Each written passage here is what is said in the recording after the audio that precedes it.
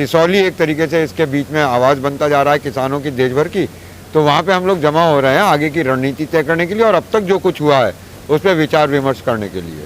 Sir, जो किसान वो कह रहे हैं कि ये जो पंचायत होने जा रही है 5 सितंबर को मुजफ्फरनगर के सिसौली में, ये एक ऐतिहासिक पंचायत होगी। वो दूसरी बात है कि सारी महापंचायतें ऐतिहासिक ही हुई हैं भारतीय किसान यूनियन की, लेकिन चूंकि किसान आंदोलन चल रहा है, 9-10 महीने हो गए हैं, तो ये कितना प्रभावी रहेगा यूपी के चुनाव को लेकर? देखिए, आपने अपने शब्दों में अभी कहा था कि प्रदेश की राजनीति को कई बार जो है मुजफ्फरनगर एक सेंसिटिव एरिया है और सक्रिय एरिया है, तो वहाँ से नई डायरेक्शन मिलती है।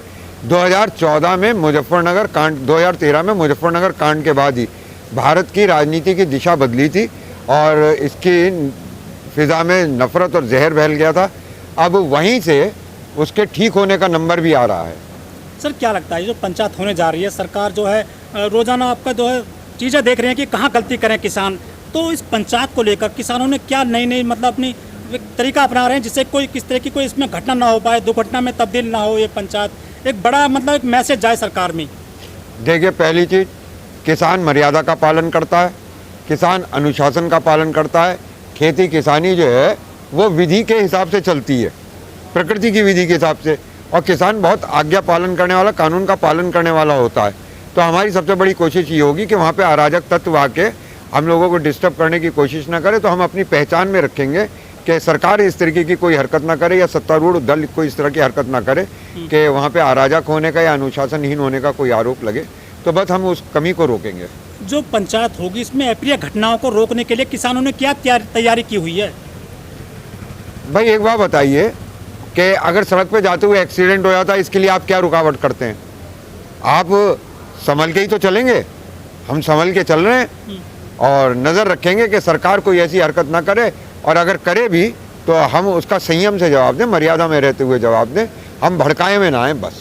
लेकिन वहाँ के जो जनप्रतिनिधि हैं सर, बीजेपी के हैं, जो उन्होंने कई थोड़ी एक मतलब थोड़ी सी अपना रुख अपनाया है कि वो जो है पुलिस को भी कह रहे हैं कि या तो तुम इनको सेंटर में कर दो वरना फिर हम कर देंगे।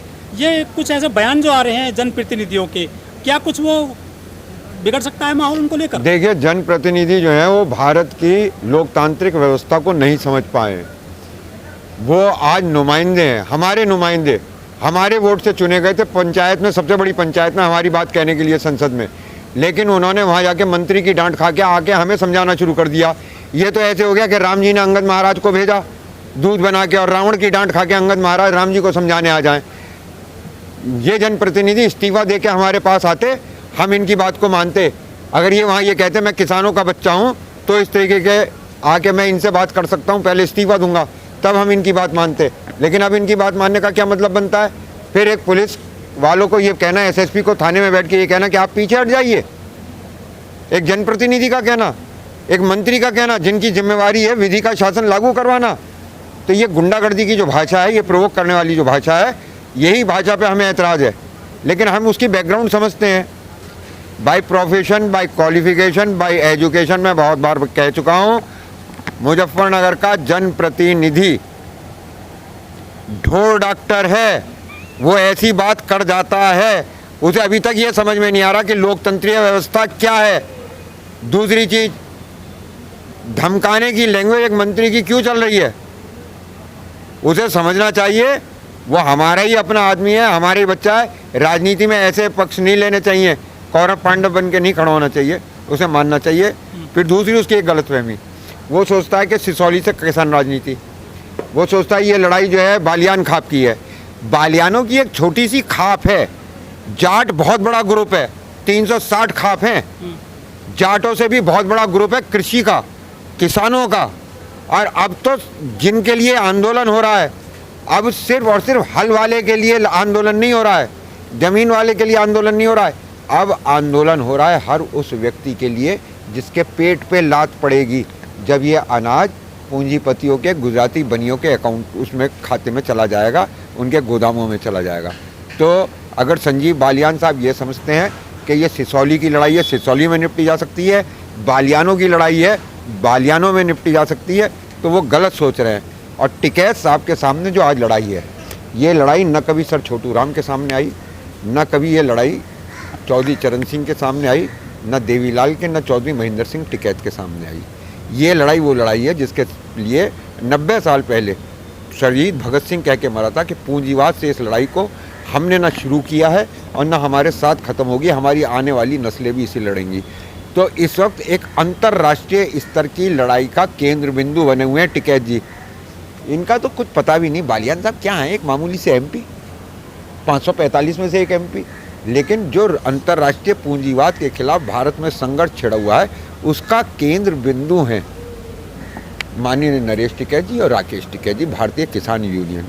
अब ऐसे समझ लीजिए आप, कहाँ मूंछ का बाल और कहाँ पूंछ का बाल। तो वो मूंछ के बाल है, हमारी शान के बाल हैं, और ये तो पूंछ है भैंस की। सर वो माइक पे जिस तरह से भाषा का यूज करते हैं, कहते हैं कप्तान साहब, वो एक एमपी की भाषा है क्या वाकई में? इस्तीफा दे के आ जाएं फिर बात कर लें ऐसे। उनके दिमाग के ऊपर देखिए, एक तो उनकी कुछ प्रवृत्ति रही है दबंगई की, गुंडागर्दी की, फिर उनकी सोबत बिगड़ गई, वो दंगइयों के साथ हो गए, तो वो ये सोचते हैं हर किसी को हड़का के काम कर लेंगे। हम उनसे ये कह रहे हैं आपकी असलियत पता चल जाएगी, आप मंत्री पद से इस्तीफा दीजिए, अब हमारी नुमाइंदगी से इस्तीफा दीजिए और फिर मैदान में आ जाइए, फिर देख लेंगे आपको। सर जो किसान है उन्होंने दिल्ली में संसद भी लगाई, भारतीय संसद के सापेक्ष लाल किला भी गए थे किसान, भारत बंद कर लिया, चक्का जाम कर लिया, अब ये पंचायत कर रहे हैं सिर्फ एक राज्य के एक डिस्ट्रिक्ट में। कितना ये इम्पैक्ट डालेगी सरकार की नीतियों पर? देखिए सरकार, आज सिसौली से बोली गई बात वो देश के किसानों की बात समझिए। सिसौली की आवाज़ नहीं है, सिसौली बोल रहा है, किसान को उसने आवाज़ दे दी है। ये यूपी की भी नहीं है, ये सब किसानों की, पूरे देश के किसानों की बात है। तो नीतियों पे तो असर पड़ेगा, नीतियों पे पड़ भी रहा है, आप लोगों को नहीं दिख रहा। सरकार डिप्रेशन में है, अपने मंत्रिमंडल क्यों बदला उसने?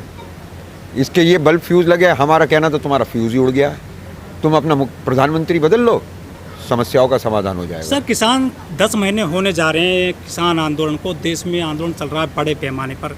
किसानों ने बाकायदा कहा है कि हम पूंजीवाद का भी बड़े पैमाने पर विरोध कर रहे हैं, कंपनियां आ गई हैं किसानों को लूटने के लिए, ठगने के लिए। लेकिन इसी बीच मोदी सरकार ने जो है करीब 1 दर्जन आधा दर्जन जो कंपनियां हैं सरकारी उपक्रम में, उनको ठेके पर दे दिया है, उनको बेच दिया है 6 लाख करोड़ रुपए इकट्ठा करने के लिए केवल। क्या किसान दबाव नहीं बना पाए सरकार पर? झूठों के बीच में मूर्ख फंस गए हैं। हिंदुस्तान मूर्खों और धूर्तों का कॉकटेल है। 90% जनता को तो यही नहीं मालूम हो क्या रहा है। कुछ दिन पहले तक डीमोनेटाइजेशन, अब सब कुछ बेच के कह रहे हैं इसे मोनेटाइजेशन। ईमानदारी की बात है, 70 साल का बनाया हुआ जो 7 साल में इसने बेचा है। अगली सरकार में मुझे 7 दिन का टाइम दे देना, अगर पहली संसद के सदन के अंदर बैठ के इन गुजरातियों के हलक में हाथ डाल के सबना निकाल लिया। कानून से बेच रहे हो, कानून से वापस ले लेंगे, एक बार संसद कब्जे में आने दो बस। तो सर क्या सोया हुआ है देश का जो आवाम है, जनता जो सोई हुई है? जनता को तो इतना भूखा करके मार दिया है। आप एक तरफ तरक्की की गाथाएं गाते हैं, हमने ये बना लिया, हमने ये बना लिया, हम ये बना लिया, दूसरी तरफ पैसे जमा करने के लिए आप सब कुछ बेच रहे हैं। और 80 करोड़ लोगों को, इनके हिसाब से 80 करोड़ परिवारों को 5 किलो अनाज दे रहे हैं। कहाँ है सच भारत का? भारत 5 किलो अनाज पे टिकने वाला देश बन गया है या 5 ट्रिलियन टेक के इकोनॉमी वाला देश? तो भारत ने नशा कर रखा है, ये बदहवास सा भाग रहा है। देखिए हम लोग गैर राजनीतिक हैं, उसी की सज़ा आज तक भुगतते चले आए हैं। हम पे 1000 साल का गुलामी का इतिहास है। अमृतसर में अभी वो गली बची हुई है, आज तो हम अपनी मूँछों पे ताव देते हैं, अपने तिलक पे ताव देते हैं, हम ब्राह्मण हैं, हम राजपूत हैं, हम जाट हैं, हम गुर्जर हैं। अभी भी अमृतसर में वो गली है जहाँ एक डंडे के नीचे से इन सबको होकर गुजरना पड़ता था और अंग्रेज़ के हाथ में जूत होता था। हम अपना कॉमन साझा अतीत भूल गए हैं कि हम गुलामों की संतान हैं। हमें वो याद करके अब अपने देश के लिए लड़ना होगा। सर 15 अगस्त को मोदी जी लाल किले की प्राचीर से कहते हैं कि 100 लाख करोड़ के अनाउंसमेंट कर देते हैं। कहाँ 100 लाख करोड़ और कहाँ 6 लाख करोड़ इकट्ठा करने के लिए मोदी जी 70 साल में बनाई हुई जो एक मतलब धरोहर है उनको निजी पूंजीपतियों को हवाले कर देते हैं। तो 100 लाख करोड़ इकट्ठा करेंगे तो तब क्या हाल होगा मोदी जी का? समझ लीजिए आप, फिर तो देश को टुकड़े टुकड़े करके बेचा जाएगा। पर चिंता की बात यह है ग्राहक कौन है। एक काम करें मोदी जी, अगर बेचने पे ये आमादा है तो भारत को अमेरिका का राज्य घोषित करवा लें, उसे ही बेच दें इकट्ठा, क्या बुराई है? भाई आप खुद ही कह रहे हो 100 लाख करोड़ के लिए कितना बेचना पड़ेगा, जब 6 लाख करोड़ के लिए पूरे 70 साल की मेहनत जा रही है। लेकिन कह नहीं सकते हम, आज की तारीख में कड़वी हकीकत ये है, किसी बनिए से जाके बात करो तो उसके यहाँ तो दुगने तेल के पैसे आ रहे हैं। बनिए का बेटा सरहद पे मरने नहीं जाएगा। आज की तारीख तक कितने शव बनिए के घर पे पहुंचे हैं, कितनी बनेनियों ने अपनी छाती पीट के इस बात के लिए रोया है कि मेरा बेटा देश पे शहीद हो गया। वंदे मातरम, भारत माता की जय, ना ये मेडल लाते, ना ये छाती पे गोली खाते। इन्हें तो गधे के लीज से गरम मसाले बनाने हैं, नकली दवाइयाँ बनानी है, मुनाफा कमाना है। तो बनिया तो पूरी तरीके से आप ये मानकर चलिए कि बनियों को ही देश बेचा जा रहा है। लाल किला भी डालमिया को बेचा गया है। चिलगोजे जैसा आदमी था, शादी का नंबर आया, भगत सिंह घर से भाग गया था। आज चिलगोजे जैसे भ्रष्ट करप्ट आदमी ने, जिसका वजूद नहीं था मर्द के रूप में, इसने 6 ब्याह करे थे आर के डालमिया ने। तो अय्याशी का दूसरा नाम बनिया है, भ्रष्टाचार का दूसरा नाम बनिया है, झूठी देशभक्ति का नाम बनिया है, धर्म भक्ति का नाम बनिया है। इस फ्रॉड से मुक्ति पालो। आज हिंदुस्तान को मुसलमान और तालिबान से इतना खतरा नहीं है जितना महाराजा अग्रसेन के इन 21 कुलों से है। इन्होंने बैंक लूट खाए। सर, हम जब भी आपसे बात करते हैं, पिछले किसान आंदोलन के दौरान जब से हम मिल रहे हैं, तब से आप जो बनिया बिरादरी है, जो जैन है चाहे गुप्ता है, आप उनके बहुत कड़वा बोलते हो। इसके पीछे क्या राज है? मैं कड़वा नहीं बोलता, सच बोलता हूँ।